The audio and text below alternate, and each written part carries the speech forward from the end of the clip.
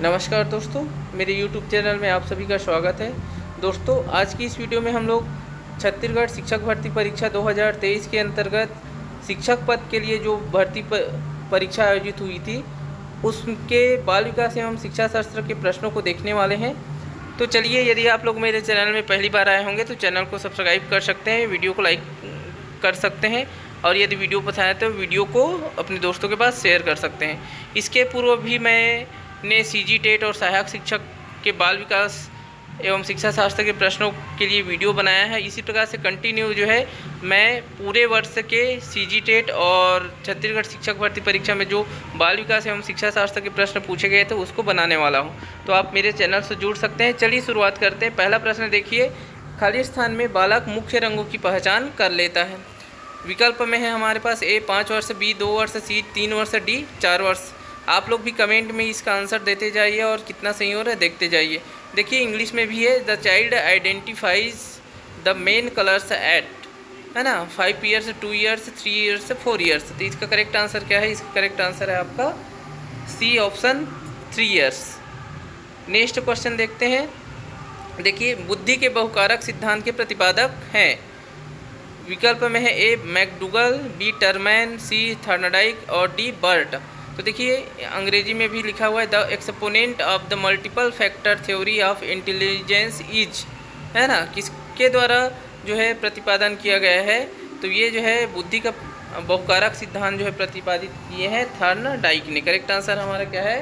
Thorndike, option C. Next question देखते हैं। सृजनात्मक शिक्षार्थी वह है जो, देखिए ये सृजनात्मक मतलब सृजनात्मक, ठीक है, वह है जो। विकल्प में है हमारे पास ए बहुत बुद्धिमान है, बी परीक्षा में हर बार अच्छे अंक प्राप्त करने के योग्य है, सी पार्श्व चिंतन और समस्या समाधान में अच्छा है, डी ड्राइंग और पेंटिंग में बहुत अतुल्य है। यहाँ पे देख लीजिए, a creative learner is one who is a very intelligent, B capable of getting good marks every time in examination, C good in lateral thinking and problem solving, D fantastic in drawing and painting. तो देखिए जो सृजनात्मक शिक्षार्थी कौन है? जो अच्छे number पाया जाता है वो जो है ज़रूरी नहीं है कि क्रिएटिव जो है लर्नर हो, ठीक है, और बहुत बुद्धिमान जो होता है वो भी ज़रूरी नहीं है कि क्रिएटिव लर्नर हो। क्रिएटिव लर्नर क्या होता है? जो अलग अलग प्रकार से सोचता है, नए चीज़ों को नए नज़रिए से देखता है और किसी भी समस्या का समाधान जो है अलग अलग तरह से खोजने का कोशिश करता है, वो जो है क्रिएटिव लर्नर होता है। तो इसका आंसर क्या हो जाएगा? इसका आंसर हो जाएगा हमारा सी पार्श्व चिंतन और समस्या समाधान में अच्छा है। नेक्स्ट क्वेश्चन देखते हैं। देखिए प्रश्न चौथा है, अधिगम अक्षमता में शामिल नहीं है। विकल्प में है ए, देखिए डिस्कैल्कुलिया, डिसलेक्सिया, डिसग्राफिया और डी मानसिक विकलांगता। तो देखिए अंग्रेजी को मैं ज़्यादा पढ़ूंगा नहीं, क्योंकि अंग्रेजी को भी पढ़ने से फिर टाइम जो है ज़्यादा होते जाएगा, ठीक है। तो देखिए लर्निंग डिसेबिलिटी, अधिगम अक्षमता, तो कौन सा है? देखिए यहाँ पे डिस्कैल्कुलिया भी है, डिसलेक्सिया भी है, डिसग्राफिया भी है, ठीक है। ये डिस्कैल्कुलिया क्या है? गणित से संबंधित अधिगम अक्षमता है। डिसलेक्सिया क्या है? पढ़ने से संबंधित अधिगम अक्षम लर्निंग डिसेबिलिटी है। और डिसग्राफिया क्या है? ये जो है लेखन से संबंधित है। तो मानसिक विकलांगता क्या है? लर्निंग डिसेबिलिटी के अंतर्गत ये नहीं आता। मानसिक विकलांगता लर्निंग डिसेबिलिटी के अंतर्गत नहीं आता। आंसर हो जाएगा डी। नेक्स्ट प्रश्न देखते हैं हम लोग। विद्यालय की संस्कृति निर्माण में सबसे प्रमुख भूमिका खाली स्थान की होती है। देखिए, the fill in the blanks has the most important role in building the culture of the school. विकल्प में है ए शैक्षिक समितियाँ, एकेडमिक कमिटीज़, बी विद्यालय प्रमुख, स्कूल हेड, सी शिक्षक एवं पालक, टीचर्स एंड पेरेंट्स और डी स्टूडेंट।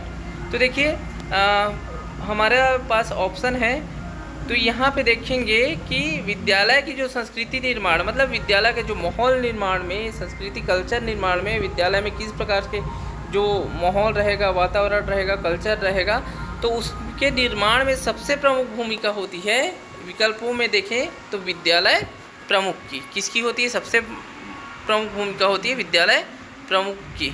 नेक्स्ट क्वेश्चन देखते हैं। समावेशी शिक्षा में हमेशा खाली स्थान अभिप्रेरणा देनी चाहिए। देखिए, fill in the blanks, motivation should always be given in inclusive education. A गत्यात्मक, बी सुधारात्मक, सी सकारात्मक और डी नकारात्मक। है ना, डायनेमिक, करेक्टिव, पॉजिटिव, निगेटिव। तो देखिए सबसे समावेशी शिक्षा में हमेशा हमको कैसे मोटिवेशन देना चाहिए, तो सकारात्मक, पॉजिटिव मोटिवेशन देना चाहिए। करेक्ट आंसर है हमारा सी। नेक्स्ट क्वेश्चन देखते हैं। देखिए नेक्स्ट प्रश्न को देखिए, एक शिक्षक विद्यार्थियों से सामाजिक मूल्यों को विकसित कर सकता है। विकल्प में है हमारे पास ए महान व्यक्तियों के बारे में बोलकर, बी अनुशासन की भावना विकसित कर, सी आदर्श रूप से बर्ताव कर, और डी उन्हें अच्छी कहानी सुनाकर। तो देखिए एक शिक्षक जो है विद्यार्थियों में सामाजिक मूल्यों का विकास किस प्रकार से कर सकता है। तो इसका बेस्ट आंसर अगर हम यहाँ पे देखें तो देखिए एक शिक्षक जो है विद्यार्थी का क्या होता है, आदर्श होता है। शिक्षक जिस प्रकार का व्यवहार करता है विद्यार्थी उसको अपने आचरण में उतारते हैं। शिक्षक को देख के विद्यार्थी बहुत सारा चीज़ अपने व्यवहार में लाते हैं। तो इसलिए शिक्षक को क्या चाहिए कि शिक्षक का व्यवहार एक आदर्श रूप में, आइडियल के रूप में होना चाहिए। इसलिए जो है किस प्रकार से सामाजिक मूल्यों का विकास बच्चों में कर सकता है, तो स्वयं जो है आदर्श रूप से बर्ताव करके विद्यार्थियों को सामाजिक मूल्यों का विकास कर सकता है। यहाँ बेस्ट आंसर इसका सी है। नेक्स्ट प्रश्न देखते हैं। समावेशी शिक्षा द्वारा खाली स्थान दूर किया जा सकता है। ए बीमारी, बी कमजोरी, सी भेदभाव, डी अस्पृश्यता। तो देखिए समावेशी शिक्षा द्वारा खाली स्थान दूर किया जा सकता है। तो समावेशी शिक्षा द्वारा आपका सी ऑप्शन करेक्ट है, भेदभाव, है ना। समावेशी शिक्षा क्या बोलता है कि विशिष्ट आवश्यकता वाले बालकों की भी शिक्षा जो है एक नियमित विद्यालय में हो, है, या फिर जो पिछड़े बालक हैं उनकी भी शिक्षा जो है नियमित विद्यालय में हो, एक साथ हो। ठीक है, तो ये क्या करता है, डिस्क्रिमिनेशन, है ना, इसको दूर करता है। करेक्ट आंसर हमारा सी है। नेक्स्ट क्वेश्चन देखते हैं। सृजनशीलता के पोषण के लिए अध्यापक को निम्न में से किस विधि की सहायता लेनी चाहिए। देखिए सृजनशीलता मतलब क्रिएटिविटी, तो क्रिएटिविटी को पोषण के लिए मतलब क्रिएटिविटी को बढ़ाने के लिए, है ना, बच्चे जो है ज़्यादा से ज़्यादा क्रिएटिव हो, उसके लिए अध्यापक को निम्न में से किस विधि की सहायता लेनी चाहिए। तो हम लोग जानते हैं विकल्प में है यहाँ पे ए ब्रेन स्टॉर्मिंग, बी व्याख्यान विधि, सी दृश्य श्रव्य सामग्री, डी उपरोक्त सभी। तो देखिए प्राइमरी में भी ये प्रश्न आया हुआ था सहायक शिक्षक भर्ती परीक्षा में। ठीक है, बस वो जो है थोड़ा घुमा दिया था। ठीक है, तो ये इसमें क्या है, इसका आंसर क्या है, ब्रेन स्टॉर्मिंग, विचार मंथन विधि। ठीक है, उसमें प्रश्न आया था शायद कि विचार मंथन विधि किसके लिए उपयोगी है ना, तो फिर सृजनशीलता के लिए उपयोगी था। अब यहाँ उसको जस्ट उल्टा कर दिया कि सृजनशीलता के पोषण के लिए कौन सी विधि उपयोगी है, तो फिर ब्रेन स्टॉर्मिंग विधि, जिसको विचार मंथन विधि बोलते हैं। ठीक है, नेक्स्ट प्रश्न देखते हैं हम लोग। बच्चों में सीखने और सुनने के लिए अधिगम का कौन सा माहौल सही है। तो देखिए ए शिक्षार्थियों को यह छूट देना क्या सीखना है और कैसे सीखना है, बी एक लंबे समय तक निष्क्रिय होकर सुनना, सी निरंतर गृह कार्य देते रहना, और डी सीखने वाला द्वारा किया गया व्यक्तिगत कार्य। तो देखिए बच्चों में सीखने और सुनने के लिए अधिगम का कौन सा माहौल सही है, तो ये है, इसका करेक्ट आंसर है हमारा शिक्षार्थियों को यह छूट देना क्या सीखना है और कैसे सीखना है। जब बच्चे जो है स्वतंत्र माहौल में सीखेंगे, आजकल जो है बात होती है बाल केंद्रित शिक्षा की, है ना, तो फिर ये जो पॉइंट है ये बाल केंद्रित शिक्षा के अंतर्गत है। ठीक है, तो इस प्रकार से जो है ये जो है इसका आंसर हो जाएगा। नेक्स्ट देखते हैं हम लोग। बच्चों का किस प्रकार का विकास विद्यालय और शिक्षक द्वारा प्रभावित होता है। तो देखिए बच्चों का किस प्रकार का विकास जो है यहाँ पे दिया है, ए मानसिक, बी सामाजिक, सी संवेगात्मक, डी ये सभी। तो देखिए शिक्षक और विद्यालय द्वारा मानसिक विकास भी प्रभावित होता है, सामाजिक भी होता है और संवेगात्मक भी होता है। ठीक है, तो ये डी करेक्ट आंसर हो जाएगा ये सभी। 12वां प्रश्न देखते हैं। एक बच्चे की बुद्धि लब्धि अगर 90 से 110 के बीच है तो वो खड़ी स्थान का है। तो ये सामान्य बुद्धि, बी प्रखर बुद्धि, सी उत्कृष्ट बुद्धि, डी प्रतिभाशाली बच्ची। तो देखिए 90 से 110 तक जो रहता है, 90 से लेकर 110 तक, वो बच्चे क्या होते हैं, सामान्य बुद्धि के होते हैं। नेक्स्ट देखते हैं हम लोग।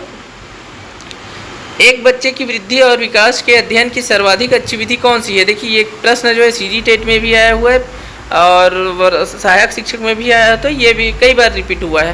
तो देखिए एक बच्चे की नहीं, ये जहाँ तक सीजी टेट में आया हुआ है प्रश्न, एक बच्चे की वृद्धि और विकास के अध्ययन की सर्वाधिक अच्छी विधि कौन सी है। ए मनोविश्लेषण विधि, बी तुलनात्मक विधि, सी विकासी विधि, डी सांख्यिकी विधि। तो करेक्ट आंसर है हमारा सी विकासी विधि। नेक्स्ट देखते हैं। समावेशी शिक्षा की प्रमुख समस्याओं का कारण खालिस्तान है। ए शिक्षण में शिक्षण कौशल की कमी, बी सामाजिक मनोवृत्ति, सी पाठ्यक्रम और डी उपरोक्त सभी। तो देखिए समावेशी शिक्षा इंक्लूसिव एजुकेशन, इसकी जो प्रमुख समस्या क्या है, तो ये चारों के चारों है। क्यों? देखिए शिक्षण में शिक्षण कौशल की कमी। जब समावेशी शिक्षा क्या होता है कि विशिष्ट बालक जो है जो डिसेबिलिटी वाले बच्चे हैं या विशिष्ट आवश्यकता वाले बच्चे हैं वो भी नॉर्मल स्कूल में पढ़ेंगे। तो देखिए सब बच्चे की आवश्यकता अलग अलग है, उसके सिखाने का तरीका भी अलग अलग रहेगा। तो एक ही टीचर को विशिष्ट बालकों के साथ भी काम करना पड़ेगा और सामान्य बालकों के। लेकिन कई बार क्या होता है कि शिक्षकों में शिक्षण कौशल की कमी होती है। वो नॉर्मल बच्चे को तो ठीक से सिखा लेते हैं, लेकिन जो है विशिष्ट आवश्यकता वाले बच्चे लोगों के साथ उनको काम करने में दिक्कत होती है। मतलब क्या हो गया, शिक्षक में शिक्षण कौशल की कमी एक समावेशी शिक्षा की प्रमुख समस्या होगी। सामाजिक मनोवृत्ति, लोगों का ये मानना रहता है बहुत सारे कि जो है जो विशिष्ट आवश्यकता वाले बच्चे हैं या फिर कमज़ोर मन बुद्धि बच्चे हैं या फिर जिनको दृष्टि बाधित है, तो वो लोग जो है ठीक से सीख नहीं पाएंगे, ये ऐसा सोचने लगते हैं। ठीक है, तो इस जो सामाजिक मनोवृत्ति है ये भी क्या है, समावेशी शिक्षा की जो एक समस्या बन जाती है। पाठ्यक्रम भी ऐसा होना चाहिए समावेशी शिक्षा के लिए जो विशिष्ट आवश्यकता वाले बच्चे और नॉर्मल बच्चे दोनों को जो है एक साथ लेके चले, है ना। लेकिन पाठ्यक्रम हमारा पूरी तरीके से जो समावेशी शिक्षा के अनुरूप जो है नहीं बन पाया है, तो इसलिए जो है ये तीनों ही समस्या के है। अगला प्रश्न देखते हैं हम लोग, वंशानुक्रम से संबंधित प्रयोग चूहों पर किसने किया? तो देखिए वंशानुक्रम से संबंधित प्रयोग चूहों पर किसने किया था? विकल्प है A Karl Pearson, B McDougall, C Mendel और डी पावलोव। तो देखिए किसने किया था, तो ये किया था मैकडूगल ने ये जो है वंशानुक्रम से संबंधित प्रयोग चूहों पर किया था। ठीक है, इसमें क्या था कि जो चूहे का जो गुड़ है ना, वो जो है पीढ़ी दर पीढ़ी स्थानांतरित हुआ था। ठीक है, तो उसी से रिलेटेड है ये। तो दोस्तों इस वीडियो में हम लोग इस 15 प्रश्न को देखेंगे। नेक्स्ट वीडियो में जो बाकी शेष 15 प्रश्न है उसको भी मैं कराऊंगा।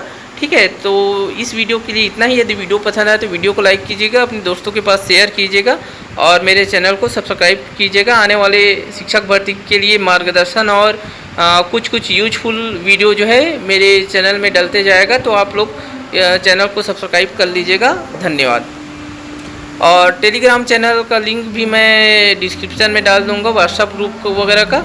ठीक है, तो आप वहां से टेलीग्राम चैनल वगैरह को ज्वाइन कर सकते हैं। वहां मैं जो है आपको कोई भी समस्या होगी तो उसका रिप्लाई जो है वहां दूंगा। तो इस वीडियो में इतना ही। नमस्कार।